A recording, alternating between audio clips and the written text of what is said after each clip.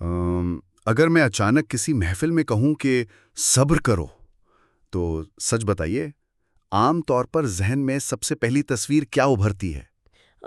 یقیناً ایک ایسے انسان کی تصویر جو حالات سے مکمل ہار مان چکا ہو۔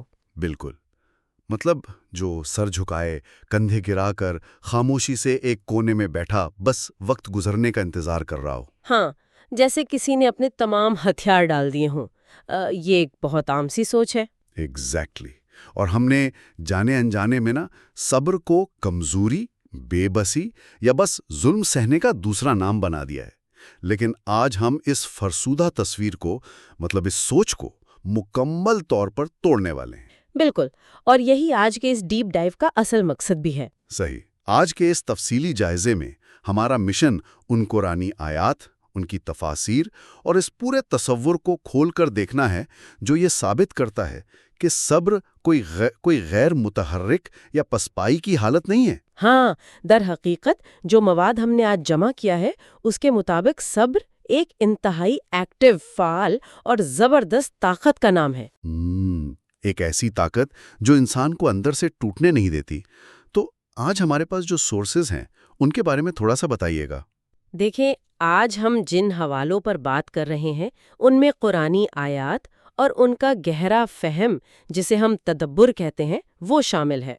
صحیح۔ اور یہ تفاسیر صاف ظاہر کرتی ہیں کہ صبر اصل میں ایمان کی ریڑھ کی ہڈی ہے، مطلب اس کے بغیر کوئی بھی سچائی کھڑی نہیں رہ سکتی۔ کیا بات ہے! تو چلیں اس ریڑھ کی ہڈی والے تصور کو ذرا مزید گہرائی میں سمجھتے ہیں۔ جب میں اس موضوع پر موجود تحقیق اور نوٹس پڑھ رہا تھا تو ایک چیز نے مجھے بہت حیران کیا۔ اچھا، وہ کیا؟ وہ یہ کہ ہم عام طور پر صبر کو صرف اس وقت یاد کرتے ہیں جب کوئی مصیبت آتی ہے، لیکن جو نوٹس ہم نے جمع کیے ہیں وہ صبر کی ایک بالکل مختلف، مطلب ایک بہت ہی براڈ تعریف پیش کرتے ہیں۔ بالکل ایسا ہی ہے۔ یہ صرف دکھ سہنے کا نام نہیں ہے۔ ہاں، ان سورسز کے مطابق دباؤ کے باوجود سچائی پر قائم رہنا، اپنے غصے کو پینے کی صلاحیت رکھنا اور سب سے بڑھ کر اپنے جذبات کو قابو میں رکھنا صبر ہے۔ صحیح۔ تو کیا ہم یہ کہہ سکتے ہیں کہ صبر دراصل ایموشنل انٹیلیجنس یا جذباتی ذہانت کی سب سے اعلیٰ شکل ہے؟ یہ بہت ہی زبردست موازنہ کیا ہے آپ نے۔ بالکل، اسے ہم روحانی اور جذباتی ذہانت کا عروج کہہ سکتے ہیں۔ مطلب اپنے ریاکشنز پر مکمل کنٹرول۔ ایگزیکٹلی۔ اگر ہم غور کریں تو انسان سب سے زیادہ غلطیاں کب کرتا ہے؟ جب وہ اپنے جذبات کے بہاؤ میں بہہ جاتا ہے۔ غصے میں، لالچ میں یا خوف میں۔ بالکل، اور قرآنی فہم کے مطابق صبر کی جو 3 بڑی اقسام بیان کی گئی ہیں وہ دراصل انسان کو انہی 3 جذباتی طوفانوں سے بچنے کی ٹریننگ دیتی ہیں۔ تو پھر ان تینوں اقسام پر ایک ایک کر کے بات کرتے ہیں۔ پہلی قسم، جسے نوٹس میں طاعت میں صبر یعنی فرمانبرداری پر استقامت کہا گیا ہے۔ ہاں، طاعت میں صبر۔ میں جب اسے سمجھنے کی کوشش کر رہا تھا تو مجھے لگا جیسے یہ تسلسل اور مستقل مزاجی کی بات ہو رہی ہے۔ مطلب ایک انسان صبح سے شام تک کام کی چکی میں پستا ہے، وہ تھک کر چور ہے۔ صحیح، بالکل۔ لیکن پھر بھی وہ وقت نکال کر نماز کے لیے کھڑا ہوتا ہے یا حلال کمانے کے لیے کسی شارٹ کٹ کو ٹھکرا دیتا ہے۔ تو یہ تو ایک تھکا دینے والا عمل ہے۔ اس میں صبر کہاں سے آ گیا؟ صبر وہیں تو ہے۔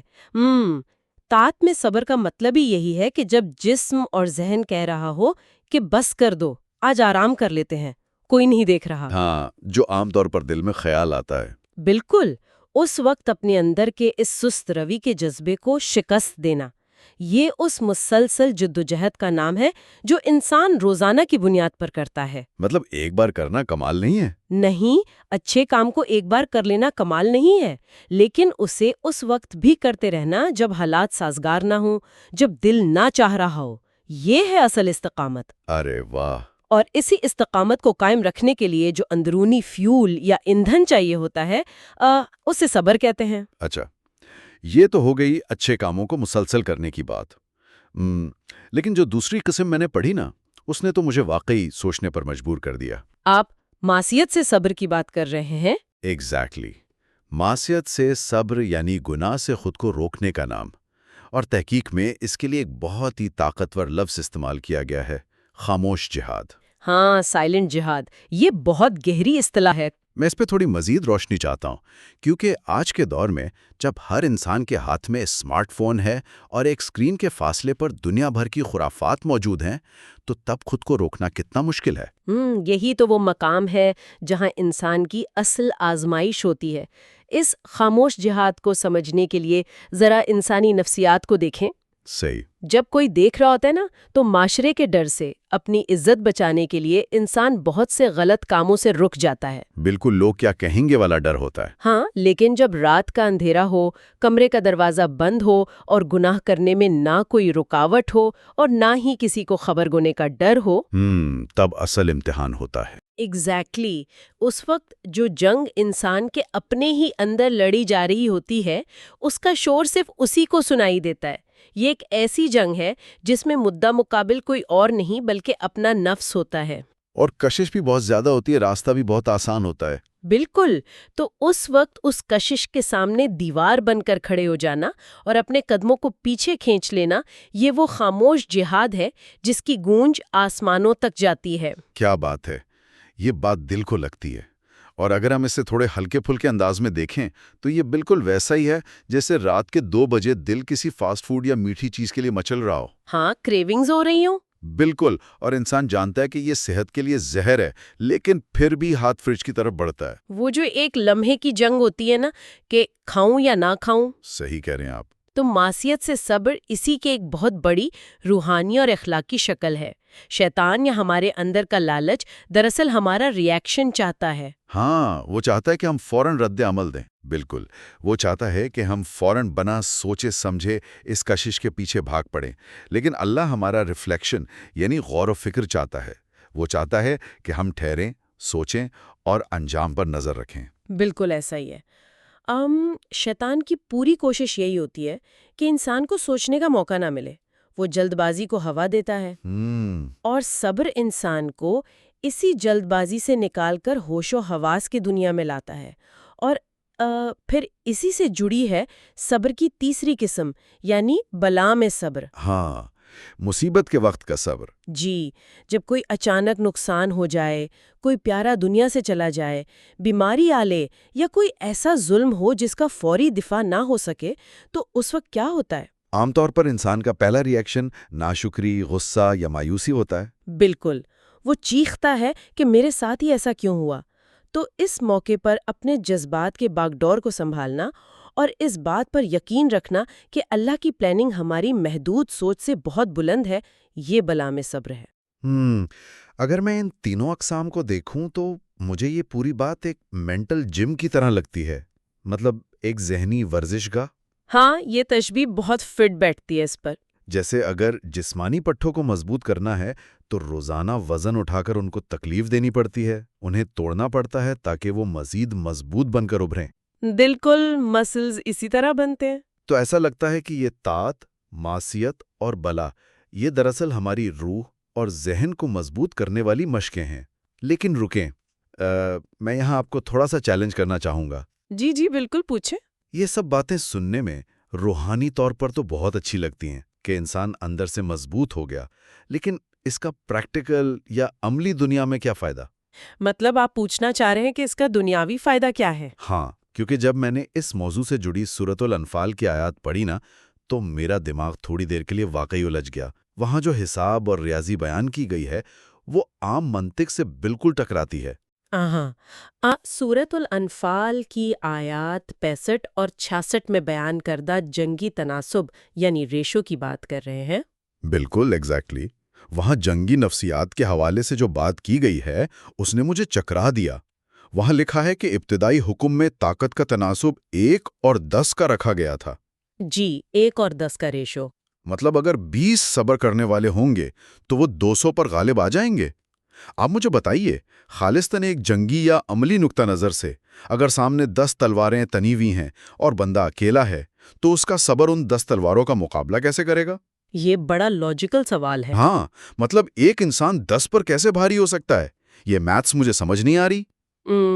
یہ سوال بہت اہم ہے اور اس کا جواب بیٹل فیلڈ یعنی جنگ کے میدانوں کی نفسیات میں چھپا ہے۔ اچھا، وہ کیسے؟ دیکھیے، جب ہم جنگ کی بات کرتے ہیں تو عام طور پر ہم صرف ہتھیاروں، جسمانی طاقت اور فوجیوں کی تعداد کو دیکھتے ہیں، لیکن تاریخ کے بڑے بڑے ملٹری ایکسپرٹس بھی یہ مانتے ہیں کہ جنگیں ہتھیاروں سے زیادہ ذہنوں میں لڑی اور جیتی جاتی ہیں۔ Mind games. بالکل، جب ایک عام فوج میدان جنگ میں ہوتی ہے اور ان پر کوئی اچانک حملہ ہوتا ہے یا ان کے ساتھی مارے جاتے ہیں تو سب سے پہلے کیا چیز پھیلتی ہے؟ میرے خیال میں خوف یا بھگدڑ مچ جاتی ہے۔ ایگزیکٹلی، خوف اور دہشت ایک وبا کی طرح پھیلتی ہے۔ ایک شخص ڈر کر پیچھے ہٹتا ہے تو اسے دیکھ کر 10 اور لوگ ہمت ہار دیتے ہیں۔ ہاں، اسے سائیڈ ایفیکٹ کہتے ہیں۔ اسے نفسیات میں ایموشنل کنٹیجن یا جذباتی چھوت کہتے ہیں۔ لیکن اب ایک صابر انسان کو دیکھیے، جس کے اندر صبر کی وہ اعلیٰ ترین مشق موجود ہے جس پر ہم نے ابھی بات کی۔ یعنی جس نے مینٹل جم میں ٹریننگ کی ہوئی ہے۔ سیاتی حالت میں بھاگنے کا انتخاب نہیں کرتا۔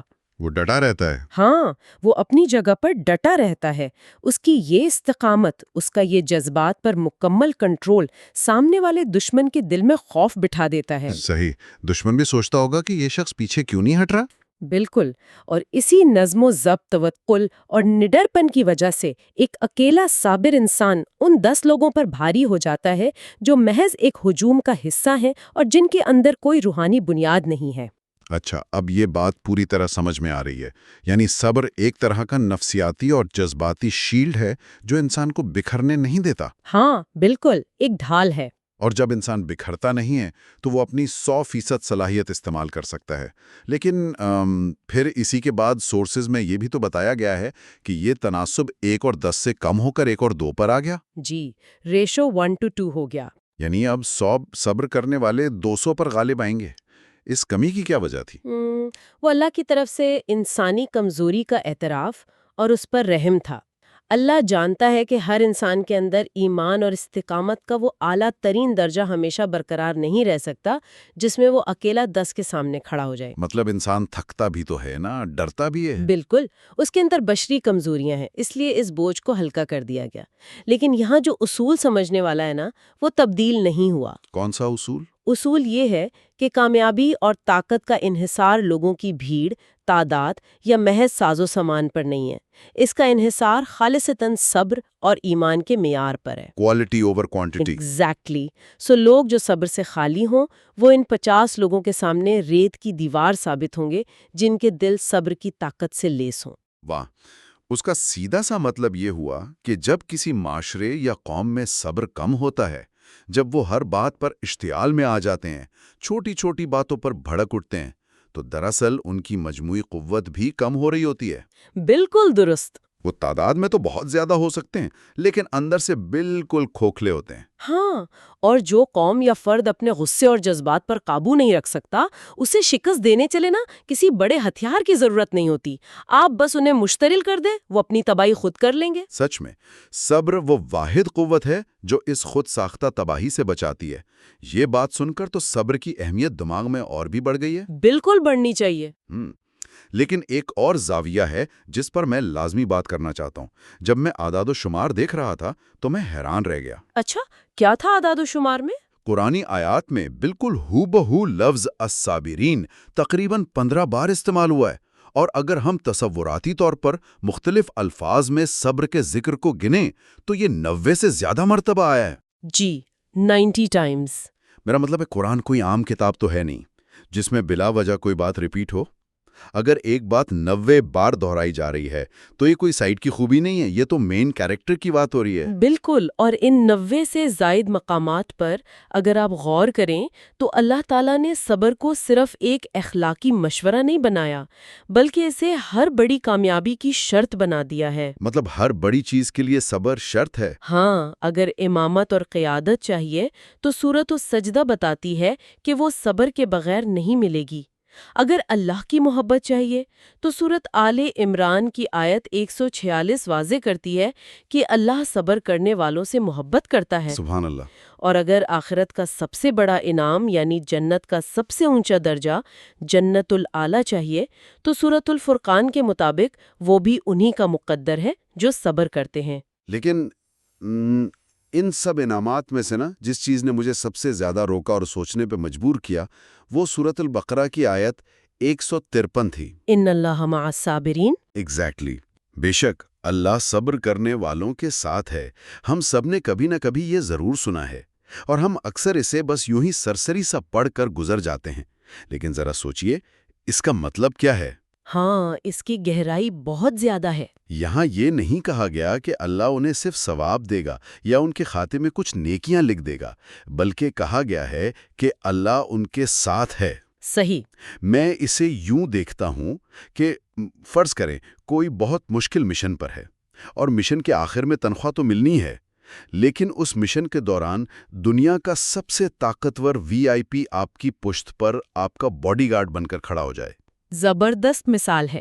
اور وہ کہے کہ تم بس ڈٹے رہو، میں تمہارے ساتھ کھڑا ہوں، کوئی تمہارا بال بیکا نہیں کر سکتا۔ آپ مجھے بتائیے، جب کسی کو یہ نفسیاتی اور روحانی یقین ہو جائے کہ کائنات کا مالک خود اس کی حفاظت کے لیے ساتھ کھڑا ہے، تو اس کا مائنڈ سیٹ کیسا ہو جائے گا؟ یہ ایک رونگٹے کھڑے کر دینے والا تصور ہے۔ یہی وہ مقام ہے جہاں ایک عام انسان ایک ناقابل تسخیر قوت بن جاتا ہے۔ مطلب پھر کوئی ڈر نہیں رہتا؟ بالکل نہیں۔ جب یہ یقین دل میں اتر جاتا ہے نا کہ اللہ میرے ساتھ ہے، تو انسان تنہائی، خوف اور دنیاوی نقصانات سے بے نیاز ہو جاتا ہے۔ اسے پھر پرواہ نہیں رہتی کہ لوگ کیا کہہ رہے ہیں۔ یا حالات کتنے خراب ہیں۔ ہاں، کیونکہ اسے معلوم ہے کہ سب سے بڑی طاقت اس کی پشت پناہ ہے۔ اور اسی لیے سورۃ الزمر میں ایک اور شاندار بات کہی گئی ہے۔ وہاں اللہ فرماتا ہے کہ صبر کرنے والوں کو ان کا اجر بغیر حساب دیا جائے گا۔ بغیر حساب؟ مطلب اس کی کوئی لمٹ یا حد ہی مقرر نہیں کی گئی؟ جی، کوئی پیمانہ، کوئی ترازو نہیں ہے۔ دنیا کے ہر عمل کا ایک طے شدہ اجر ہوتا ہے۔ آپ یہ نیکی کریں گے تو اتنے گنا ثواب ملے گا۔ صحیح، ایک میتھس ہوتا ہے۔ لیکن جب بات صبر کی آتی ہے تو اللہ تعالیٰ نے کوئی حد نہیں رکھی۔ اس کی وجہ یہی ہے کہ صبر کرنا انسان کے نفس پر سب سے زیادہ بھاری گزرتا ہے۔ یہ خون کے گھونٹ پینے جیسا ہے۔ بالکل۔ اور جو اپنی رب کی خاطر یہ گھونٹ پی لیتا ہے تو پھر رب بھی اسے اجر دیتے وقت کوئی حساب نہیں رکھتا۔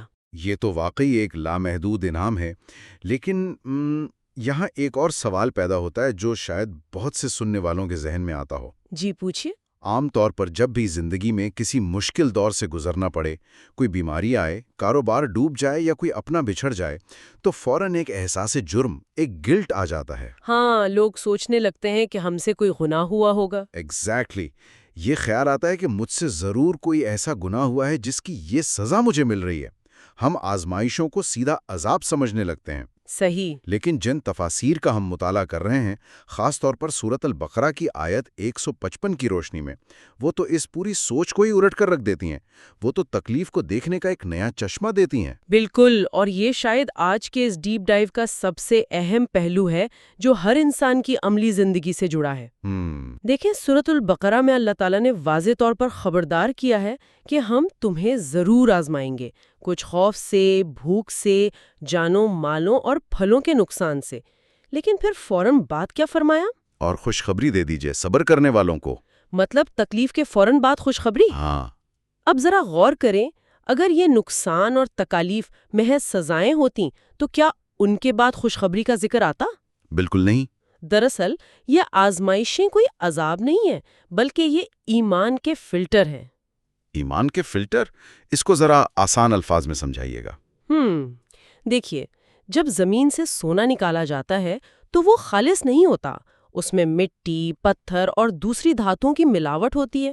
اس کھوٹ کو دور کرنے کا واحد طریقہ کیا ہے؟ اسے شدید آگ میں ڈالنا؟ بالکل، اسے بھٹی کی آگ میں ڈالا جاتا ہے۔ آگ سونے کو جلاتی نہیں ہے، وہ اسے ختم نہیں کرتی، بلکہ وہ اس کے اندر چھپے ہوئے کچرے کو جلا کر راکھ کر دیتی ہے۔ صحیح۔ اور جو چیز اس آگ سے باہر نکلتی ہے وہ چمکتا ہوا 100% خالص سونا ہوتا ہے۔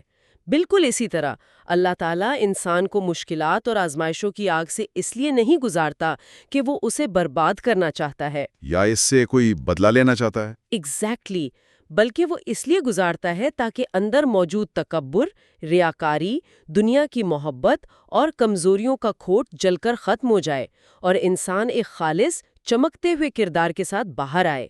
کیا زبردست بات ہے۔ تو مشکل وقت ایک سزا نہیں، بلکہ آپ کو مزید خالص اور بہتر بنانے کا ایک عمل ہے۔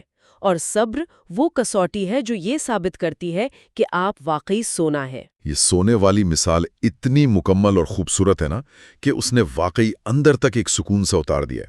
یعنی جب کوئی مشکل وقت آئے تو یہ نہیں سوچنا چاہیے کہ بس ہم راندہ درگاہ ہو گئے، بالکل بھی نہیں، بلکہ یہ سوچنا چاہیے کہ ہم اس وقت ایک بھٹی سے گزر رہے ہیں، اور اگر ہم نے صبر کا دامن تھامے رکھا، اگر چیخو پکار کے بجائے خاموشی اور توکل کا مظاہرہ کیا، تو ہم اس بھٹی سے کندن بن کر نکلیں گے۔ بے شک، اور یہی وہ تبدیلی ہے جو قرآن انسانی ذہنیت میں لانا چاہتا ہے۔ جب انسان اس پوائنٹ آف ویو سے زندگی کو دیکھتا ہے تو اسے پھر مایوسی نہیں ہوتی، اسے ہر اندھیرے کے پیچھے ایک روشن حکمت نظر آنے لگتی ہے۔ اگر میں آج کے اس پورے ڈیپ ڈائیو کو، اس تفصیلی گفتگو کو سمیٹنے کی کوشش کروں تو ایک بات بالکل شیشے کی طرح صاف ہو کر سامنے آ گئی ہے۔ وہ کیا؟ وہ یہ کہ صبر کوئی ایسا لباس نہیں ہے جسے ہم الماری سے نکال کر صرف جنازوں پر یا ہاسپٹلوں میں پہن لیں، نہ ہی یہ کوئی ایسی گولی ہے جو صرف دکھ کے وقت کھائی جائے۔ صحیح۔ صبر تو دراصل اللہ کے ہر انعام، ہر وعدے اور ہر کامیابی کی طرف لے جانے والا واحد گیٹ وے یا راستہ ہے۔ یہ وہ کنجی ہے جس کے بغیر نہ دنیا میں عزت مل سکتی ہے اور نہ ہی آخرت میں جنت کے وہ اعلیٰ ترین درجات جن کا ہم تصور بھی نہیں کر سکتے۔ بالکل ایسا ہی ہے۔ یعنی یہ کوئی غیر متحرک کمزوری نہیں، بلکہ یہ تو کائنات کی سب سے مستعد اور فعال طاقت ہے۔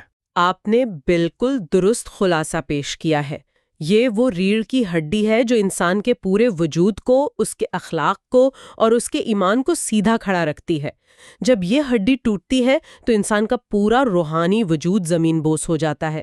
واقعی اس گفتگو نے تو میرے سوچنے کا زاویہ مکمل طور پر بدل دیا ہے، اور اب جب کہ ہم اپنے وقت کے اختتام کی طرف بڑھ رہے ہیں، میں چاہتا ہوں کہ آج کے اس مطالعے سے اخذ کی گئی ایک ایسی فکر، ایک ایسا سوال چھوڑ کے جاؤں جو شاید اس گفتگو کے بعد بھی ذہنوں میں گونجتا رہے۔ بالکل۔ اگر صبر محض حالات کے آگے ہتھیار ڈالنے کا نام نہیں، بلکہ یہ ایک ایسا کیمیائی عمل ہے جو انسان کی تکلیف کو پاکیزگی میں اور زندگی میں آنے والی تاخیر کو اللہ کی بہترین حکمت میں تبدیل کر دیتا ہے، تو ذرا سوچئے، کیا یہ ممکن ہے کہ آج کل کوئی انسان جس بھی مشکل، جس بھی الجھن یا دردناک صورتحال سے گزر رہا ہو، وہ حقیقت میں کوئی سزا، کوئی رکاوٹ یا ڈیڈ اینڈ ہو ہی نہ؟ بہت گہرا سوال ہے۔ کیا یہ ممکن ہے کہ وہ خاموش جہاد جو ہم روزانہ اپنے اندر لڑتے ہیں، وہ چھوٹی چھوٹی خواہشات جنہیں اللہ کی رضا کے لیے دبایا جاتا ہے، وہ دراصل اس کائنات کے سب سے بڑے VIP کی مستقل رفاقت حاصل کرنے کی قیمت ہو؟ بے شک۔ کیا یہ موجودہ آزمائشیں محض وہ اعلیٰ ترین فلٹر نہیں ہیں جو روح کے کھوٹ کو جلا کر انسان کو اس سب سے بڑی کامیابی کے قابل بنا رہی ہیں جو بس اگلی ہی منزل پر انتظار کر رہی ہے؟ اس خیال پر ضرور بہت گہرائی سے غور کیجیے گا۔ آج کے لیے ہماری طرف سے بس اتنا ہی۔